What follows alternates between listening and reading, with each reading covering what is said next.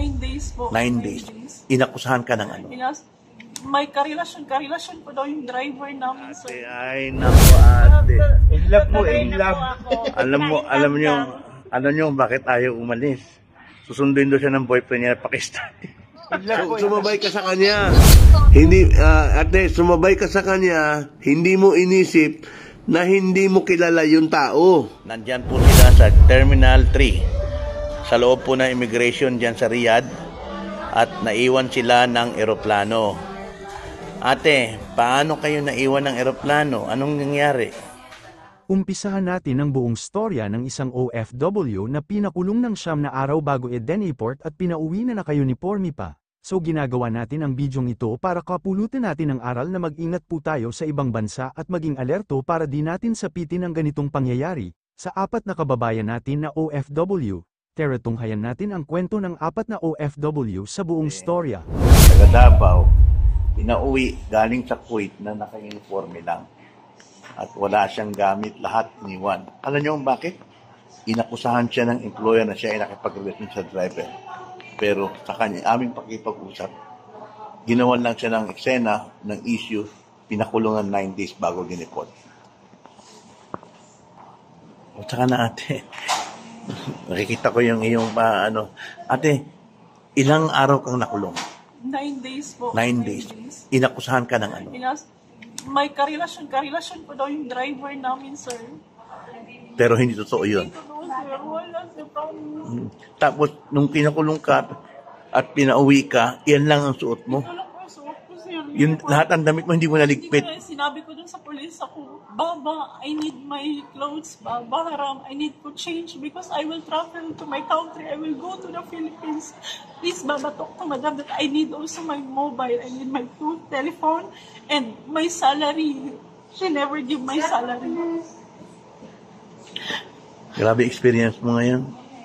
Ano nararamdaman mo sa ginawa sa'yo? Alam mo, sir, hindi ako umiyak sa loob ng kulungan, sir. Kasi nilakas ko yung loob ko. Iniisip ko yung mga anak ko. Never ako umiyak, sir.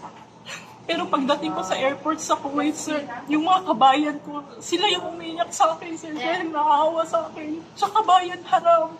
Bibigyan kita ng damit, kaya lang yung mga gamit namin naka-check-in na sa luggage. Ako, okay lang, kabayan. Walang problema kahit magsuot ako ng uniform pag-uwi. Basta gusto ko makauwi ng Pilipinas. So, ang hindi mo nakuha doon, lahat ng gamit mo. Dahil nung galing ka sa school, kinuha ka na agad. Diniretso na ako sa police station. Hindi, yung mga gamit mo, hindi mo nadala. Cellphone, lahat wala. Kahit amuyin mo yung damit ko, sir, nahihiya ako magsakay ng aeroplano kasi atching yung mga kasamahan ko. May mga damit ngayon bibigay ang OWA sa iyo, ha? Ayan, binigyan na. Pang China, pang suot mo na. Pangpalit mo lang, kaya lang siya, wala pong undies. Okay lang. May gusto mo yung underwear ko? Malaki. Hindi. May underwear ba sila? May underwear ako. Bigyan niya lang siya ng underwear, ha? Opo, sir. Bilan mo na lang dyan, sir, sa labas. Meron ba sa bibili sa labas? Meron dyan, sir, sa tapat. Wala ka na, sir. Sige, yan, bibigyan ko ng pera, ha? Bibigyan ka na lang, ha? Okay? Anong size mo, ma'am? Anong size? Bilang kita ngayon bago ako umuwi. Kasi yung service ko na kay sir po eh. Oo, sige. O, ito. May 1,000 dito ba? Bawasan mo na lang. Balik mo sa akin. Akala ko sa 500 yung panty. Charot. Bilang kita, mama. Oo, yan. Bilang Anong size ka, ma'am? Large, ma'am. Large, large. Sige, ate, ha? Grabe talaga. Ate. Alam mo, sir, hindi ako nagreklamo sa dami ng trabaho ko, sir. Gumigising ako 5. Inasikaso ko yung alaga ko. 5 in the morning, 6, 7, 7. Hinahatid ko sa school, 8. Pagbalik ko, 8. May alaga ako maliit na binabantayan, sir. Wala akong reklamo, sir. 8, 9, 10, 11, 12, 1. At the afternoon, 2, 3, 4, 5, 6, 7, 8, 9, 10. 11 natatapos yung trabaho ko, sir. Bumababa ako. Taga saan ka sa atin? Sa Davao. Never ako nagreklamo sa trabaho, sir, kasi pumunta ako sa ibang bansa dahil kailangan ko ng pera. Pero, sir, yung ina-accuse niya ako, sir, nakikipag-sex ka sa driver. Wala. Kilala ko yung sarili ko, sir, ha? yung dignidad niya, ginaganan po, sir, ba? Ginamaliit na yung pagkatao ko. Wala dyan man ng promise, wala. Me and the driver, we're only just friends. Pero wala siyang ebidensya, sir, ha? Wala siya. Kung madam, give me an evidence that I'm having an affair with the driver. CCTV inside the car, CCTV inside the house. Sige ate, huwag ka mag-alala, hindi kita pauwiin muna. Okay, tawagan natin ng agency mo bukas, tapos dadaling kita sa DMW, ha? Para matulungan ka mabigyan ng financial assistance, ha? Thank you so much, sir. Okay? Nakitulong na yan, sir. Oo, huwag ka munang umuwi. Sir, pinakasuyuan ko na sila na huwag ka munang pauwiin, ha? Okay? Sige. At sa mga OFW, ito po, kawawa naman si ate. Siya ay 1 year and 8 months, walang kaalam-alam, pagkagaling hatid sa school, biglang kinuha sa kanya ng employer ang kanyang cellphone at kinukusahan siya na may karelasyon, then biglang ipinakulong. At katapos ng 9 na araw sa kulungan, pinalabas yung pala, flight niya na, yan yung suot niya. Ilang araw mo suot niya sa kulungan? 9 days. 9 days din, hanggang ngayon. Hanggang ngayon, sir, May 15. Sige lang ate, ayaw na, ha? Grabe. Ito ang isa sa mga tunay na mga biktima, distress OFW. Wala kang masabi. Nakakagigil. Dito naman tayo dadako sa pangalawang OFW na tatakas sana para sumama sa boyfriend na Pakistani. Medyo may pagka-comedy ito pero di alam ni Kabayan pwede magkaproblema ng malaki. Una, wala siyang visa dahil exit visa na ang dala niya. So kapag nagstay pa siya at di siya umuwi, magiging TNT siya kapag nahuli. Walang visa, kulong ang kalalagyan mo, Kabayan. Ito po wag ninyong gagawin once na may exit visa kayo kung ayaw ninyong magkaproblema ng malaki, lalo pa sa bansang Middle East. Hello, magandang hapon. Nandito po ko sa airport dahil nagatid po tayo ng isang distress na galing po ng Jeddah na dinala natin dito sa Saudi, sa Riyadh. Ngayon, pagkahatid ko po doon sa distress na nakapasok na sa immigration, bumaba na ako. Marco, halika dito, sir. Biglang may lumapit sa akin, si Sir Marco ang pangalan, nagpa-picture. Tapos biglang may sinabi sa ayan po siya. Ayan po siya si Marco. Ayan. Sabi niya sa akin, may kabayan tayo na may exit visa. Ayaw sumakay, gustong tumakas. Kaya agad pinuntahan ko rito para pagsabihan. Ayan po si ate. Ay, nako ate. In love po, in love. Alam niyo bakit ayaw umalis? Susunduin doon siya ng boyfriend niya na Pakistani. In love po, in love. Ate, ikaw talaga. Mabuti naman, di na siya uwi ka na, ha? Oo, uwi na din ako, sir. Promise, nakausap ko na din yung pamilya. Sir, matagal na kita gusto talaga makita. Okay, nakita mo na ako ngayon. Ate, makinig ka sa akin. Ay, ate, huwag mong bibitawan to, ha? Pag ito, hindi sumakay ngayong araw nito, naku, yari sa akin ito. So, ayan po si ate. Hindi na daw siya, kaya lang daw siya gustong o hindi umalis dahil daw, meron daw siyang boyfriend dito sa Pakistan. Tok! In love si ate. Taga saan ka ate sa Pilipinas? Sa Manila ako. Sa Manila ka. Ilang taon ka na ba? Ako 40. 40 yung boyfriend mo? 35. 35. Bakit mo naman namahal yung boyfriend mo? Ano nakita mo sa kanya? Kasi nagpapadala siya sa pamilya ko. Nagpapadala ng pera? Pilipino yun yung niya, sir. Pilipino yung nanay niya. Pilipino? Oo. So, pero ngayon ate ha, ayoko ng pasaway. Uwi ka ngayon ha. Promise. Ate. Siguraduhin mo ha. Isasabay mo siya ha. Marco, salamat sa iyo at nasabihan mo agad ako. Ito ko kayo sa taas kasi sir. Sir, bong yun na. Abangan ko nga to. Nabangan mo talaga ako na. Mabuti na, sabi mo sa akin ito ngayon, kaya ito. So, sa mga ko ha, please. Wag gumayo sa akin, Jo. Wag tularan. Kasi alam mo, Lalo. Meron din po kasi ako kanina nakausap doon, sir. Ganyan din yung gusto mangyari. Ginawa ko sinima ko sa taas. Sabi ko, wag. Tama yun. Yun, nasa loob na. Kaya nga, mahirap po yung ganyan. Ate, naku, ang hirap ng buhay dito. Maniwala ka sa akin. Hindi basta-basta yan, natatakas ka. meron ka ng exit, maraming gustong umuwi, hindi Kasi makauwi. sir, nilalak ako ng amo ko ng pinto sa labas. Oo, yun na nga, okay. Considering na minamaltrato ka, pero nabigyan ka ng exit visa, tapos hindi mo iuwian, ibang usapan na yun, Tapos ate. nag-chat na lang ako sa anak niya, uwi na lang ako ng Pilipinas, ayaw ko magbalik ng agency kasi hanapan din ako employer, ayaw ko din. Oo, tama yan. Dito naman tayo dadako sa pangatlong OFW na nabudol mismo sa loob ng Terminal 3. Dahil sa nang tiwala siya agad sa di niya kilala na nagpanggap din na OFW, natangay ang kanyang cellphone, pera at alahas at iba pang importanteng mahalagang bagay. Ano makukuha natin aral dito kay kabayan? Huwag po tayo makikipag-usap sa mga di natin kilala, lalo galing tayo ng ibang bansa, at huwag iiwan ang mga gamit at huwag magtiwala. Dapat laging advanced ang utak natin. Sa Hong Kong nagkatrabaho, nabudol po siya. Diyos ko po, ano ba ito? Isang OFW ang nabudol po sa labas po ng airport dyan sa Terminal 3. Kanina lang po. At ito ngayon, kausap ko po ngayon, humingi po ng tulong sa akin dahil hindi po niya alam ang gagawin niya. Siya po ay nagtatrabaho po bilang kasambahay ka ba, ate? Opo. Kasambahay siya sa Hong Kong. Diyos ko. Ano ba nangyayari sa mga OFW ngayon? So, sa mga pauwi po ng Pilipinas, Diyos ko po, huwag po kayo basta-basta magtitiwala kung sino pong kumakausap po sa inyo, lalo-lalo na po sa airport. Okay? Ito po, isang OFW, nagkatrabaho bilang kasambahay sa Hong Kong. Umuwi po, kanina lang, para sa ilang araw na bakasyon, nabudol sa airport. Nabudol. Isang hindi kilalang babae na nagtanong daw sa kanya at hindi na lang niya namalaya na sarili niya na nahulog na yung loob niya, sumama pa siya hanggang sa natangay po yung kanyang backpack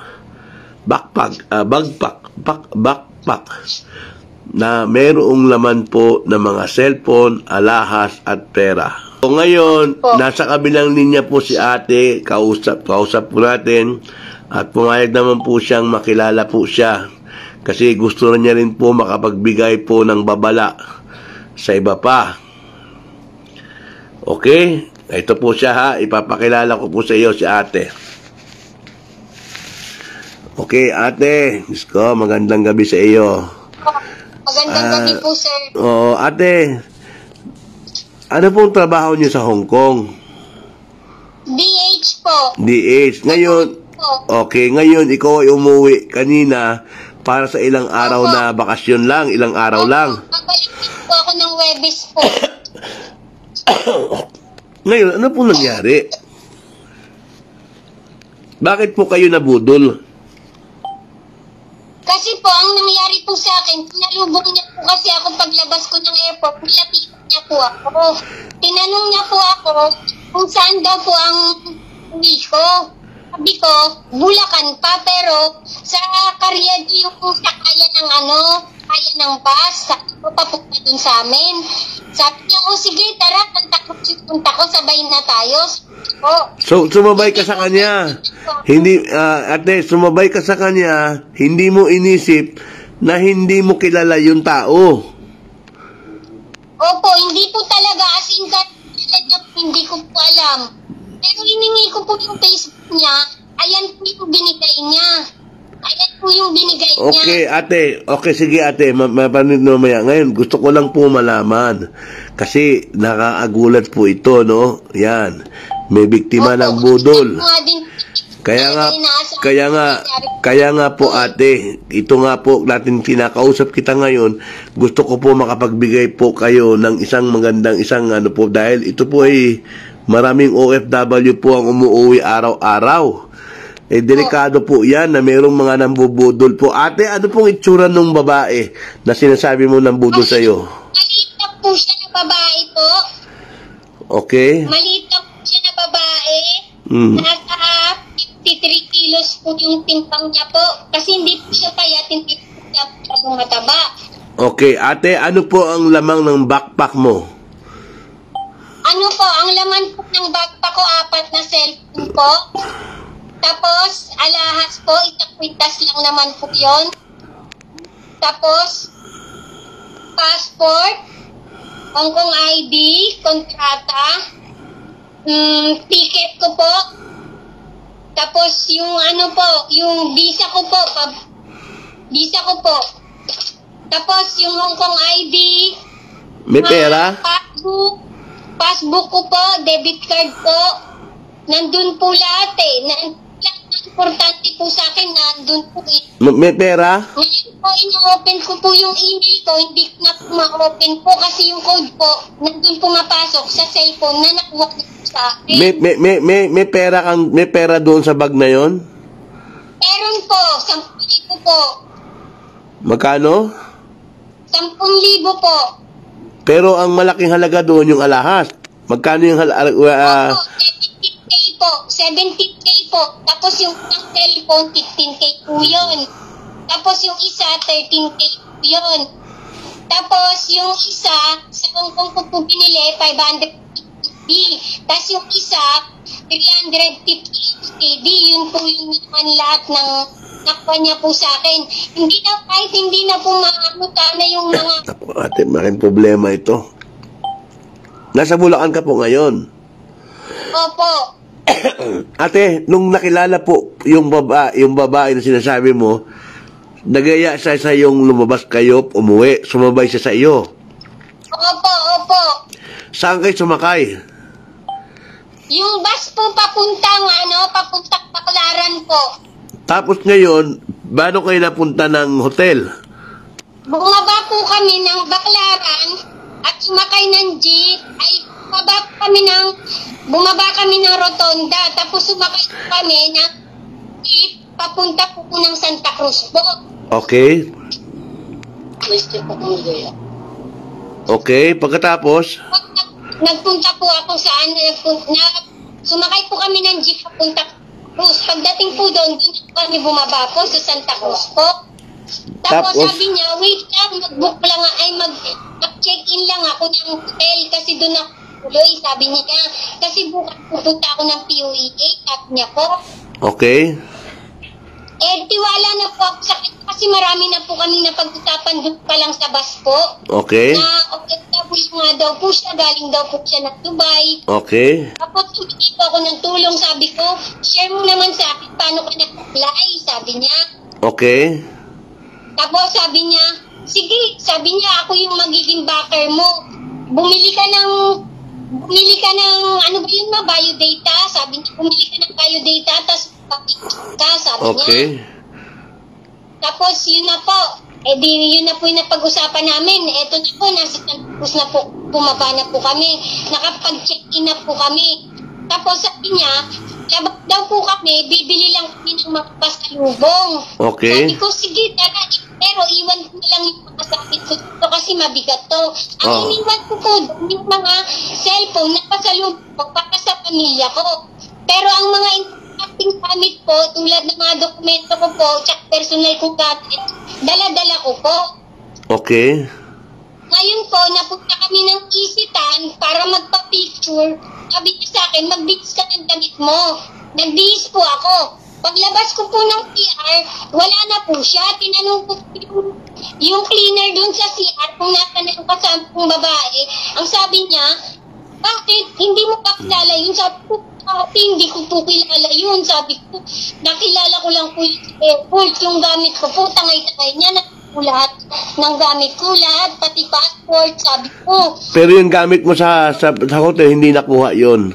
Hindi niya po nakuha kasi pinalikan ko po at in-inform ko po yung ano doon sa hotel na baka bumalik, kuhanin yung mga gamit. Sabi ko, huwag niyo pong ibibigay kasi nagre-report lang po ako sa pulis, sabi ko po. Nag-report ka sa pulis? Sabi ko po, tangayin niya na po yung mga gamit ko. Baka ito yung abulin niya naman kasi alam niya po na budget po yun. So, nag-report ka sa pulis? Ilip niya po yung pinapadala. Sabi niya kahit mabigat siya na daw po madala. Hindi po ako pumayag. Kasi baka daw po mawala sa hotel. Hindi po ako pumayag kasi sabi ko, hotel ko, bawal lang galawin yung mga gamit natin. Hindi yan mawawala.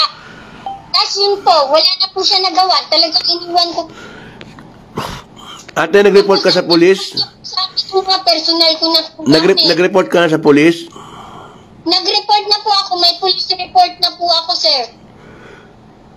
Doon mismo sa labas ng airport mo nakilala yung babae sa Terminal 3? Opo, pero sa ano na po ako, sa may Plaza Miranda na po ako nakapag-report. Sa may Santa Cruz na po. Ate, bakit ka umuwi nang hindi ka nagpasundo? Hindi po kasi alam ng pamilya ko na uwi ako. Naku. Susurpresahin ko sila kasi. Ang alam nila, itong tao may dala ng mga cellphone na dala-dala ko. Yun po ang alam nila kasi susurpresahin ko po sila. Tapos ganito po yung nangyari sa akin. Kaya po sobrang talaga ako nabigla po na nangyari kasi po na-hold din po ako sa immigration sa Hong Kong dahil sa mga cellphone na pasalubong ko para sa kanila. Pero wala po naging problema. Nadala ko po lahat. Ito gadgets po lahat yun. Wala po naging problema kasi na-declare ko po yung sa i-travel ko po. Pag na-declare mo naman, wala naman problema. Oo. Opo, wala pong naging problema. Nagka-problema lang po ako. Sumama na po ako sa kanya kasi natangay niya na po yung mga gamit ko po. Diyos ko, ate. Anong ginawa mo sa sarili mo? Ayan. Sa mga Yung naging problema, nasa 5 p.m. na po yun. 5 p.m. ng okay. Sige, ayan po. Nasa 4:30 to 5 p.m. na po. Okay, ayan po. Diyos ko. Nakapag-text pa, nakapag-chat pa po ako sa manugang ko po eh. Nakapag-chat pa po ako eh. Ibig sabihin, yung 4:30 papunta na po kami sa itan. Magpalit ako ng damit at magpatit po. Ay, nako. Ayan, sa mga kababayan ko, Diyos ko, ano ba naman yan? Alam ninyo, napakahirap po umuwi nang hindi po pinapaalam sa... Okay, gusto nyo surpresahin nyo yung pamilya nyo, pero never talk to strangers once po na lumabas kayo ng airport. Hindi na lang po pag-chat na hindi ko po kakilala. Naniwala din po kasi ako, sabi niya, OFW din po siya. Kaya akala ko, naiintindihan niya po sitwasyon ko. Yun pala, may binabalak na po pala siya sa akin. Hindi ko po yun talaga na ano kasi pag-uusap po namin talagang maayos po. Talagang matagal na kami nagkakilala. Parang ganun po eh. Nakuha yung loob mo, ate. Nakuha ang loob mo. Diyos ko, nakuha ang loob mo. Police, ganun nga daw po. Tapos nag-report po ako sa police, ganun daw po yung nangyari. Sa kanila may nagreklamo din daw po. Nakaraan araw lang daw po. Ganun daw po yung nangyari sa akin. Yung nagreklamo din daw po sa kanila. Nabudol, kaya po ang pagbambudol po, minsan, nabiktima ka ng budol, hindi mo na malalaman yun. Until na-realize mo na lang na loko ka na. Opo, as in po. Tapos ano po eh, kasi wala po akong tulog eh. Wala po akong ayos tulog bago po umalis eh. Ay, naku naman, ate. Tapos habang kinakausap niya po kasi ako, yung parang pakiramdam ko, ang tagal na namin magkakilala. Tapos parang pakiramdam ko, tutulungan niya talaga ako, yung ganun po. Yun pala po, yung iba po pala yung bakit niya po.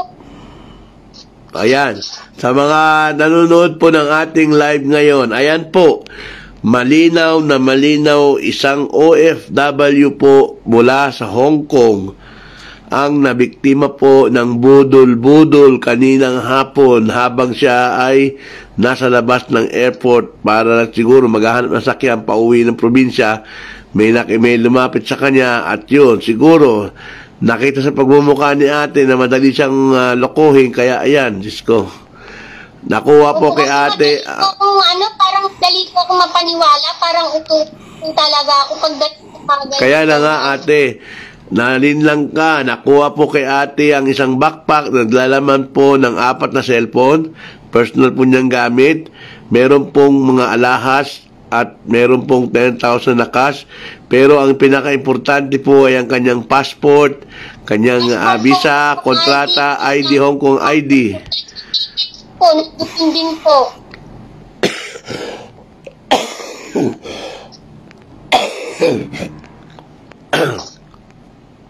Ano ba naman tayo nangyayari sa mga kababayan natin ngayon? Kahit picture ang ticket ko, wala po ako kasi nasa cellphone ko na nakuha niya, nandun po. Kaya wala po ako picture ng ticket ko din po eh. Kasi tangay niya po talaga yung lahat ng personal kong gamit talaga po eh.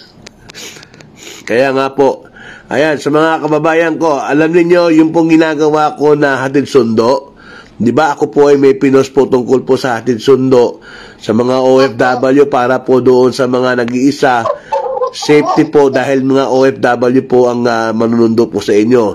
Ito po isang example po, oh. Kabayan po natin, wala pong sundo sa kanya, siguro nakita sa kanyang ayos, kanyang itsura na pwede siyang lokohin, kaya naloko po siya ng mga professional po na mabubudol. Mag-ingat po kayo mga ate, mga kuya, pag umuwi ng Pilipinas, magsilbing aral po. Ate! Dito naman tayo dadako sa pang-apat na OFW. Apat na OFW na iwanan ng eroplano dahil mali ang gate pass na pinasukan. Mahirap po maiwanan ng eroplano minsan sa airport, walang internet or mahina, sino kokontaken natin kapag ganito mangyari sa atin. Sana po magsibling aral po ito sa kababayan natin, napakadali po na susundin lang natin na kung saan ang gate pass base sa ating boarding pass. Baka naman nagkwento-kwentuhan pa sila kaya di nila napansin, kaya sila naiwanan at dapat lagi tayong advance ng 3 oras para sa paghahanap ng check-in area at gate pass para di tayo madili at magka-problema. Kung apat na OFW ang naiwanan ng eroplano dyan po sa Riyadh kahapon ata. Dapat uuwi na sila ng Pilipinas sa kanilang Flynas, pero nagkamali sila ng pinuntahang gate at hindi nila tiningnan siguro yung boarding pass hanggang sa huli na nang malaman nila na mali pala yung gate na napuntahan nila, kaya hindi sila nakasakay ng eroplano. Ngayon nandoon po sila sa immigration. Yung isa nakalabas muna, nakabalik sa amo, napayagan, samantalang itong 3 nandito ngayon sa loob ng immigration, hindi pa kumakain. Hindi ko alam kung ate, mga Bisaya ba kayo? Ha? Ano ako sir, taga Davao. Oo, Bisaya. Ikaw, taga saan ka dahil? Ha? Antique siya, Manila. Manila, Antique. Yung isa, yung isa, Pampanga. O sige ate, iharap ko kayo sa live ha, para pag may makakita sa inyo, mabigyan kayo ng pagkain dyan, okay? Okay, kuya. Okay. Ito, sir. Paano naiwan? Tanungin natin sila. Ewan ko kung may pagkatalat-talat itong mga ito. Uy, lamang kayo ate. O, ito po. Ayan. 4 po yan sila. Ate, huwag kayo magtago. Asan na? Para makita kayo. Hindi lang, ha? So, ayan. Sila po ay... Okay, hindi lang. Sila po ay hindi pa kumakain since kahapon. Nandyan po sila sa Terminal 3. Sa loob po ng immigration dyan sa Riyadh. At naiwan sila ng eroplano. Ate, paano kayo naiwan ng eroplano? Anong nangyari? Yung sa sir, yung sa boarding pass, nagalito-lito. Yung flight namin is sa Flynas 306. Tapos dito kami pinaupo sa 303, 304. Tapos tinawag na pala dun sa mga 4:30 PM yung flight namin, tinawag na. Okay. Tapos nagkasunod-sunod na yung tawag, hindi na namin. So, ibig mong sabihin ate, dapat 4 o'clock ang flight ninyo pauwi ng Pilipinas kahapon. Oo, Flynas. Pero doon kayo sa ibang gate umupo. Ate, bakit hindi niyo tiningnan yung boarding pass ninyo? Nakasulat naman doon kung saan kayo pupunta na gate. Nakalagay naman doon. Hindi niyo ba sinilip yun? Sinilip namin ya, tapos nagtanong agad kami dito sa mga staff ya, tapos sinabi niya dito lahat pa flight ng Flynas. Ya, sabi ko bakit dito na may iba din sa gitna ng upuan, sa iba din. Siya lahat yan pa flight ng Flynas, dito na kayo upo. Tapos sinawag na yung pinuntahan namin.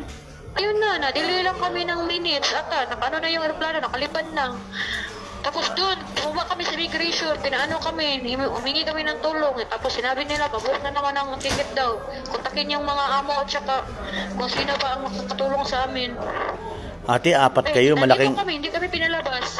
malaking bayarin sa eroplano po yung babayaran ninyo. Hindi nyo ba naisip yun? Sir? Hindi ba nyo naisip yun? Anong sabi ng agency ninyo? Magbabayad ba sila ng panibagong ticket ninyo? Iwan ko sa kanila, sir, pero sa akin, pag yung naiwan ko na ng eroplano, yung employer ko, tinawagan ko, yung employer ko na lalaki at babae, tapos anak niya. Yung sinabihan niya, bakit nagkaganon? Tapos in-explain ko, sir, pero pag-explain ko, andun ako sa immigration para maanohin din sa mga sa mga staff din. At doon, nag-usap sila niya. Tapos sabi ng sabi ng amo ko, siya, huwag kang magtaka, babuka namin ng ticket. Kaya mamaya, flight ko mga 11. So, ikaw makakauwi ka na. Pero yung kasama mo maiwan. Yung apat kami, sir. Yung isa, kinuha na niya kanyang amo. Lunis na daw yung niya. Flight niya. Para safe siya, kinuha siya. Oh. Niya, itong isa, iwan ko ba, wala pa daw. Under of ito, sir, takas ito under of ito? Yan ba yung tinulungan ko galing sa Bata? Pulo siya. Yan ba yung yung isa, yan ba yung tinulungan namin dati sa Riyadh, sa Bata? Sabi niya, nagsabi. ikaw ba yung tinulungan ni sir sa Bata? Ikaw? Oo, siya daw yun, sir. Yan yung pinakuha ko sa Batan dati nung nagtakas yung mga yan. Ikaw ba yung pinukuha sa Bata? Siya daw yun, sir. Diyos ko, ate, ikaw talaga. Ano ba nahitabo sa inyo? Umiyak siya. Ay, katalatala. Ngayon. May datanong si sir. Huwag ka nang iiyak. Huwag ka nang iiyak, ate. Ano ba mangyayari sa inyo? Naiwan na kayo ng aeroplano. Kaya nga tayong para may mga taong mag-provide ng pagkain sa inyo dyan. Saan kayo banda? Dito po sa Starbucks banda po. Ate, kailangan makita kayo para at least malaman kung saan kayo pupuntahan dyan ng mga OFW dyan. Sa yung mga Pilipino dyan. Para mabigyan kayo ng pagkain. Kahapon pa kayo hindi kumakain dyan? Thank you, sir. Ha? Kahapon pa kayo hindi kumakain? Po? Kahapon pa kayo hindi kumakain dyan sa airport? Kahapon pa po. Wala ka bang ticket pamasahe pa uwi ng Pilipinas? Wala po. O mamaya kakausapin ko ang labor. Kaya lang Sabado ngayon, wala pang trabaho ngayon dyan sa Riyadh. Bukas pang pasok. So may iiwan ka dyan. Yung isa nasaan na? Nasa baba pa ng immigration. Opo, sir. Diyos ko naman, ate. Anong ginawa ninyo? Ay, sumakit ang ulo ko sa inyo, mga ate. Apat kayo. Alam nyo kung magkano pamasahe ng aeroplano pa uwi ng Pilipinas, di ba? Tapos ikaw, distress ka pa. Mamaya po, yung nila, yung flight po. Kaya na nga, maiwan ka na isa. Yung isa nasa baba pa. Nandun pa po sa baba kasi hirap siya mag-akyat. Ay, naku mga ate. Diyos ko naman. Taga saan ka sa Pilipinas? Taga saan ka? Antique po. Antique. O sige, baka may mga nanonood ng live natin dyan ngayon. Pakipuntahan na lang dyan sa loob sa immigration. Sa Terminal 3 kayo? Oo. Oo, dito po. Oo, sige. Ay, pakita niyo yung picture mukha ninyo para nakikita kayo, nakikilala kayo ng nandiyan dyan. Huwag na kayong mahihiya. Wala na, andyan na yun. Naiwanan kayo ng aeroplano. Apat pa naman kayo.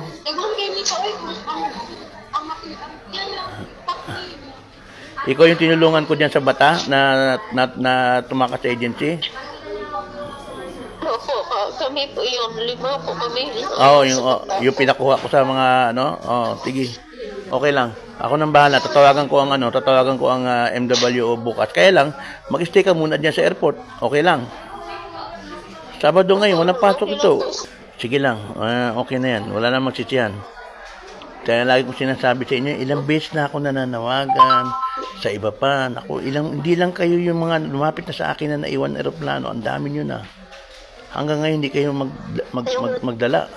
O sige lang, mag-stay ka na nandiyan sa loob ng immigration. Maghahanap tayo ng magpapakain sa inyo dyan. Okay? Kasi hindi na pwedeng pumasok yung tagalabas. Nasa loob na kayo eh. Ang pwede lang magbigay ng pagkain ninyo, yung mga nandiyan dyan sa loob na naka-duty. Okay? O, yung...